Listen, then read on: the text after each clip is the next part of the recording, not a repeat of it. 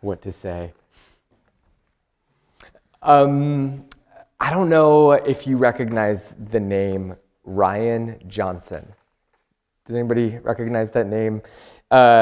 He is out there right now making murder mysteries great again. He created and directed both Knives Out and the Glass Onion movie, which both of these were kind of huge hits over the last few years. And recently, he just released a TV show called Poker Face, which was influenced by a classic. Anybody recognize Columbo? Okay, I see some nods. Yeah. So where Knives Out and Glass Onion have the audience trying to figure out who the killer is, Poker Face and Columbo have a different structure to them. They often show you right at the beginning of the show who did the murder and and sort of how it all happened right up front. And then the fun comes, as much as murder is fun,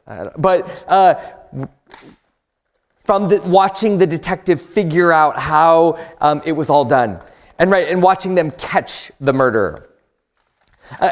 As I was preparing for this morning, I started to wonder if maybe we would get better at reading the Bible if we approached it, or at least certain books in the Bible, like Samuel and Kings, as murder mystery. I mean, right? Consider that this morning we are reading the story of King Solomon. King Solomon became the king over Israel about 1,000 years before Jesus. But this book, Kings, doesn't come into its final form until sometime around 600 years or even later before Jesus.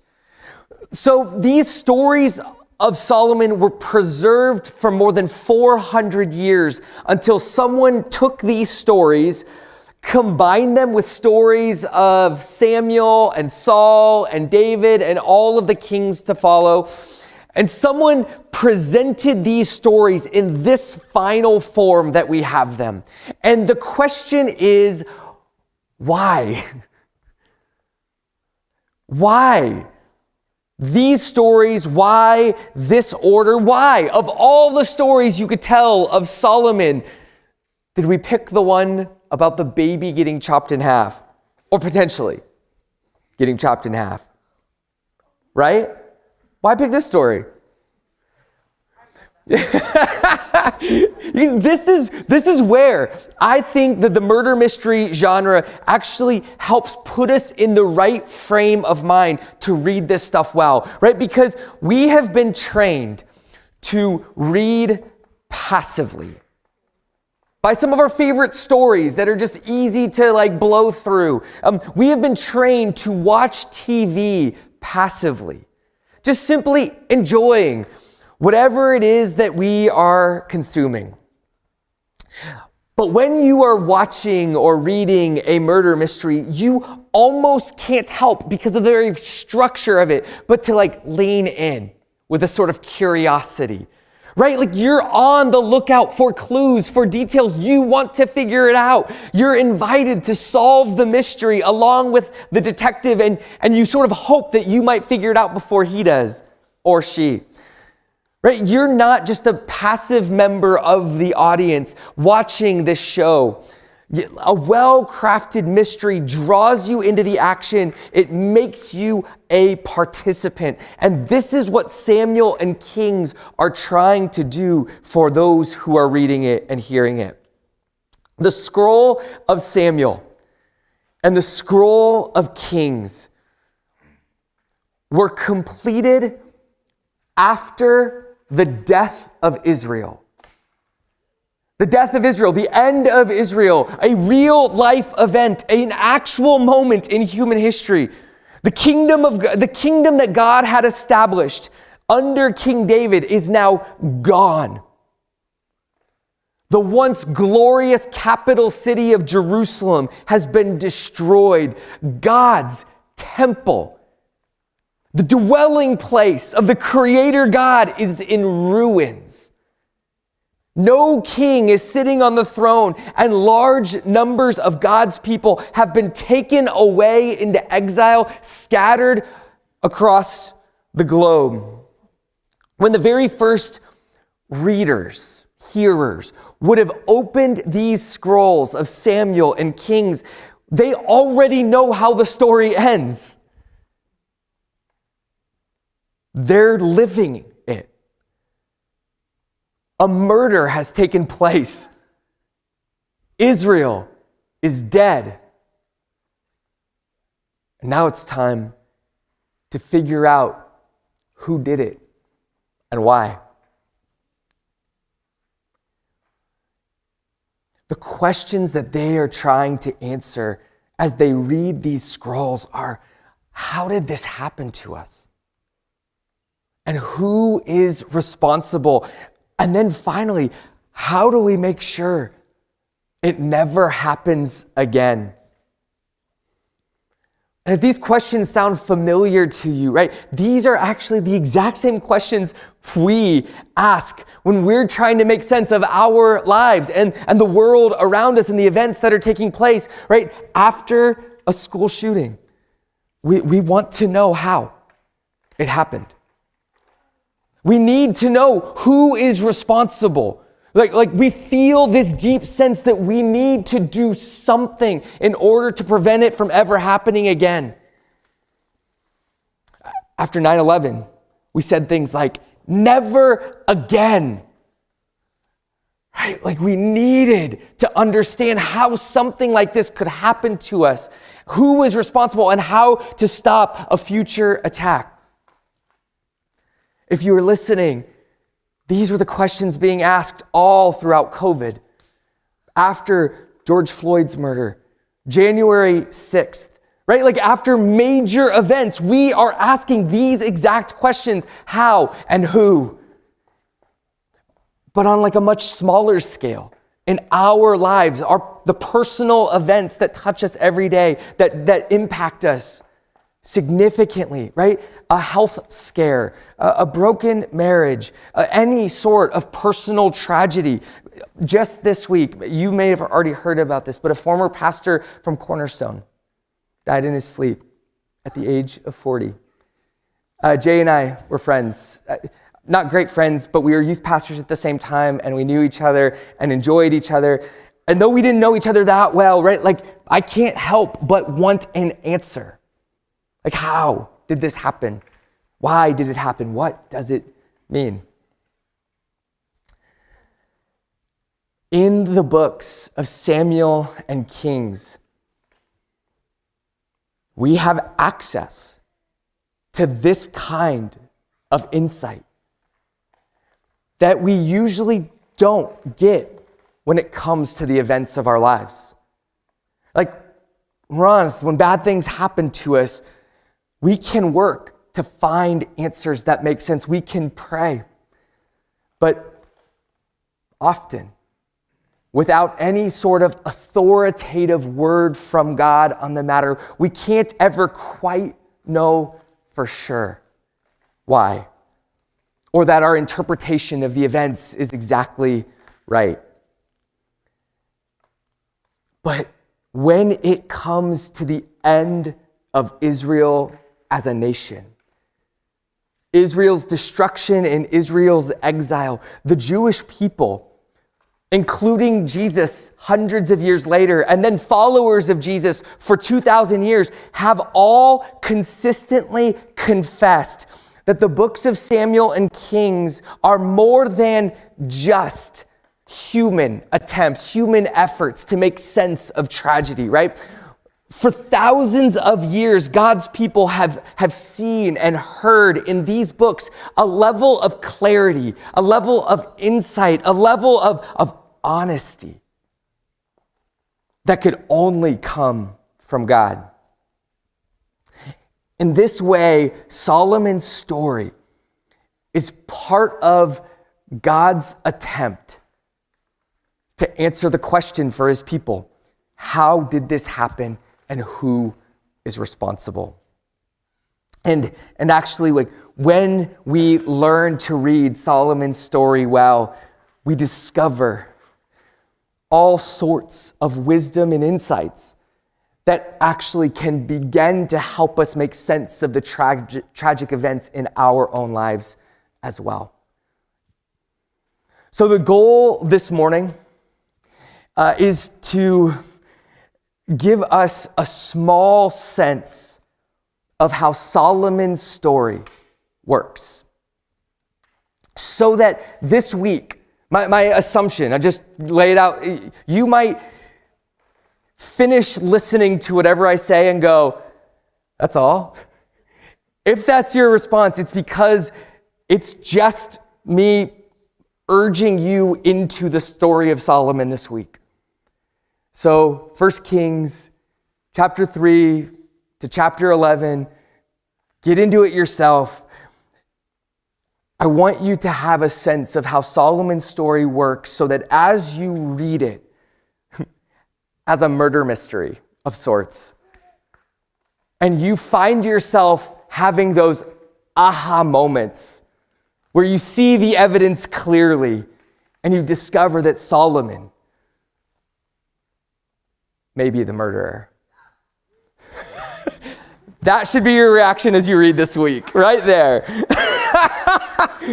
Love it. No, exactly. The first thing that most people notice reading the story of Solomon is Solomon's prayer for wisdom. And that's why we started there today. This is often one of those stories that shows up in our kids' Bibles, right? It shows up in our kids' lessons. We want kids to be like Solomon, who asked for wisdom. Because, right? Why? God was pleased that Solomon asked for this. So this is a great starting place. And God promises to bless Solomon, offering him riches and honor he never asked for because he asked for wisdom. And so we lift up Solomon as this example of seeking first the kingdom of God and allowing everything else to be given to us. And we encourage our kids to seek wisdom. We point them to James, who tells us that if we ask for wisdom, God will give it to us. And so we lift up Solomon as our wise sage, our model for wisdom. It's no wonder that when people actually read the story of Solomon, they find, what is going on here? Is this really what is wise? Superficially, this makes a kind of sense. I mean, notice how our passage ended this morning. Solomon, he shows off his wisdom, wisely figuring out which of the mothers was lying. And then after this event, we get this summary statement of Solomon. Chapter 3, verse 28, we read, "And all Israel heard of the judgment that the king had rendered, and they stood in awe of the king because they perceived that the wisdom of God was in him to do justice." Right? So we hear this summary. All Israel heard. They stood in awe. The wisdom of God was in him to do justice. I mean, you don't get much higher praise than this. But what if I told you this is all the setup? Right? It actually makes me think of a guy named Miles Braun, one of the main characters in Glass Onion. Spoiler, I don't know how else to do this, but he is presented as this quirky, creative genius character, right? He's supposed to remind you of Steve Jobs, maybe, or like Elon Musk. He can be difficult, but everyone puts up with him because of how brilliant he is. And the movie presents him as this like super successful dreamer who has way too much money, but just lots of big ideas. And all of the other characters in the movie, they talk about him like this. And so you're lulled into this expectation of thinking it's just true. Of course he's a creative, brilliant genius. Until you get to the end of the movie and someone makes this comment about how dumb he is. And you find yourself going, what? He's dumb? I thought he was a creative genius. And you see this series of clips of him being not very smart. And you realize that his successes have all come through the ideas and the hard work and the genius of others. He has just been really good at taking credit for everybody else's genius.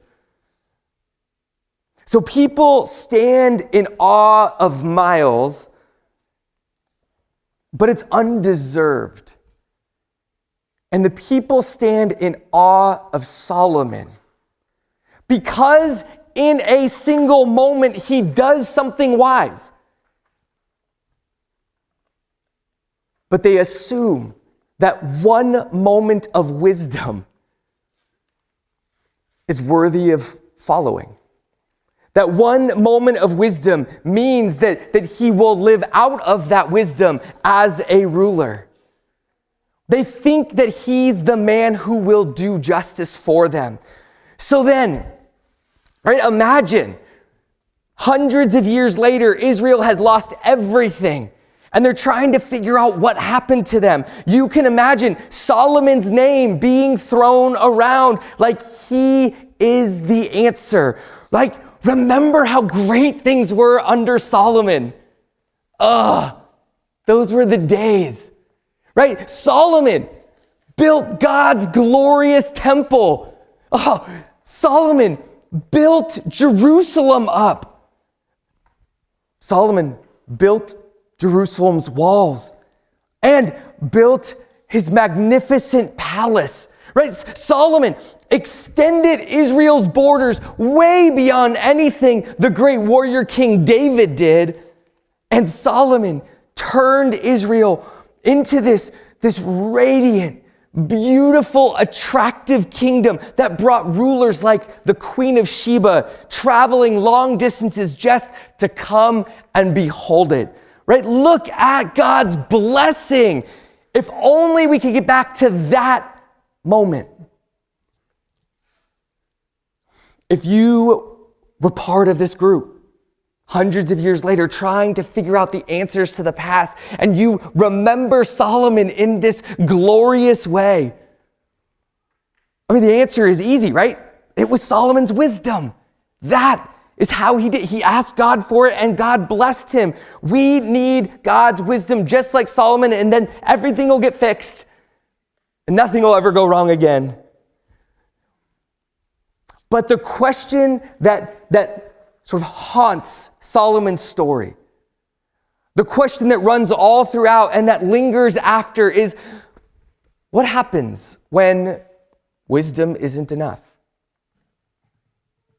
What if wisdom isn't enough? This is the mystery that Solomon's story invites us into. First, there's the setup. Weeks ago, we read the story of the Israelites coming to Samuel and asking for a king. You'll remember this, hopefully. Samuel had been a good judge over the people, but in his old age, he had begun to pass off judging duties to his sons, and his sons weren't so awesome. They were bad judges. And we're told that they turned aside after gain, and they took bribes, and they perverted justice. So the people come to Samuel, and they ask him for a king in place of his sons as judges. But kings were never part of God's plan. God did not want his people to have a king. God wanted to be their king. And yet, the people asked, and he gave. However, not before warning them what a king would be like. Here's the highlight list from 1 Samuel chapter 8. A king will take your sons and send them off to war.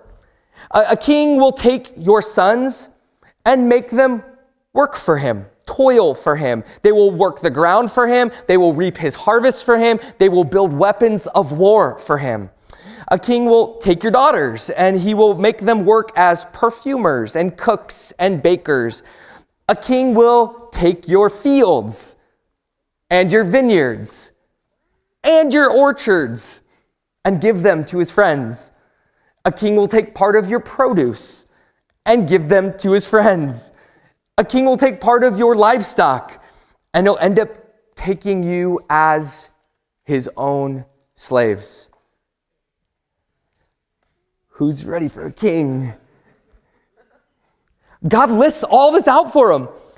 And then God goes on to tell them that in the end, they will cry out the way they did when they were slaves in Egypt.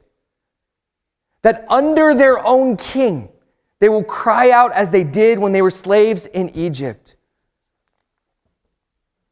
And their king will be the source of this pain. But this will be a choice of their own making. They will have created these conditions for themselves. And God tells them when this happens, he won't rescue them. This is the setup. Kings do bad stuff. Watch out. And now we have a king. And he's about to do bad stuff. Surprise, surprise. But we've just heard him doing good stuff. And so it sort of takes us off guard. We're like, oh, this will be a good king, not like all of the bad kings. You might be thinking to yourself, right? Like, not all kings can be bad. There have to be some good ones, right? Like, what about the wise ones, like Solomon? What about them, indeed? So we heard this introduction of Solomon at the beginning of chapter 3. Remember, listen, think if you remember some of these things being said. Solomon made a marriage alliance with Pharaoh, king of Egypt.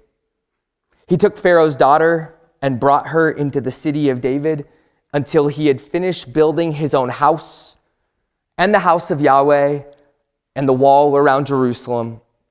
The people were sacrificing at the high places, however, because no house had yet been built for the name of Yahweh. Solomon loved Yahweh. Only he sacrificed and made offerings at the high places. So maybe you recognize some interesting things in this intro, but Solomon has married Pharaoh's daughter. Interesting choice. Going back to Egypt. We hear about the house that Solomon is building. We hear about the house that Solomon is building for God. We hear about the wall that Solomon is building. We hear about the high places where people are worshiping. And we hear that Solomon loved God even though he worshiped other gods or worshiped God in places where he was told he wasn't supposed to. So there are multiple points in Solomon's story, which you'll get to enjoy this week, where we are asked to think deeply about everything in this list. And I want to point out two places. So chapter 9, verse 15, we hear this. This is the account of the forced labor that King Solomon drafted. Forced labor. That sounds like a nice euphemism for slavery. Drafted to do what? To build the house of Yahweh. Ooh. And his own house. And the Milo. And the wall of Jerusalem. And Hazor and Megiddo and Gezer. Notice Solomon is using slave labor for all of these projects. And just consider for a moment what the people were looking for when they asked for a king, right? They were looking for someone who would do justice. Someone who would judge well, who would choose what was good. And Solomon showed he was capable of that sort of judgment, right? God gave him his very own wisdom. The good was possible. But having wisdom and doing justice are not the same thing. Having wisdom and doing good, having wisdom and living well are not the same thing. Having wisdom and loving are not the same thing. In fact, Solomon shows that you can take a gift from God, a gift that God intends for the life of others, a gift that God intends for the justice of his people, and you can twist it, and you can misuse it, and you can use it for your own unjust gain. By the end of Solomon's story, we discover that this is what he's done. He's built a kingdom for himself in his name, using the gifts that God has given him. But of course, like using free labor, it makes all the sense in the world, according to the wisdom of the world. But this is the opposite of justice. Think about how this story works, right? It's naming all of the things that Solomon is remembered for. The story reminds later generations what it truly cost to build that temple that they remember so fondly. What it truly cost to build that palace that lives large in their imaginations. What it truly cost to build that wall and any other number of projects. It cost Solomon. It cost Israel their very souls. Right? That is always the cost of injustice. When we treat others as less than humans, we become less human. That's the cost of treating others as less human. One other quick insight from a later passage in Solomon's story, chapter 11, verse 1. Now King Solomon loved. That word love appears again for the first time since the very first time we hear that Solomon loved Yahweh. Now King Solomon loved not Yahweh, but many foreign women, along with the daughter of Pharaoh, Moabite, Ammonite, Edomite, Sidonian, and Hittite women. There were lots of women. From the nations concerning which Yahweh had said to the people of Israel, "You shall never enter into marriage with them, neither shall they with you. For surely they will turn away your heart after their gods." Here's the last line. Solomon clung to these in love. At the very end of Solomon's story, we are told that King Solomon loved many foreign women. In fact, he clung to these in love. This is the same word that kings used earlier to describe Solomon's love for God. Oof. So which is it, right? Does Solomon love God? Or does Solomon love his many wives? The answer is obvious from the story. He asks for wisdom from God, but Solomon never uses God's wisdom for God's purposes. God wants justice for his people, but Solomon unjustly serves himself at every point. And I think that this is a profound way of saying, part of the mystery that's revealed in Solomon's story is that we can feel things for God, real things. Solomon loved God. And we can intend to serve him. God, give me your wisdom so that I can use it for the sake of your people. And we can even have all of God's wisdom and God's riches. And it turns out none of it really matters. Jesus will tell us in the Sermon on the Mount, listen to my words. But if you don't actually do them, your lives are going to fall apart. Your lives will be like a house built on sand. Wisdom is never enough. We are called to love to love wisely. And we learn to love as we have been loved. And so my prayer for us is that our wisdom would be shaped by this kind of love. And the way that we make sure that our love continues to be shaped by the character of God, by the nature of God's love, is by proclaiming it every single week and by coming around the table where we proclaim the Lord's death until he returns.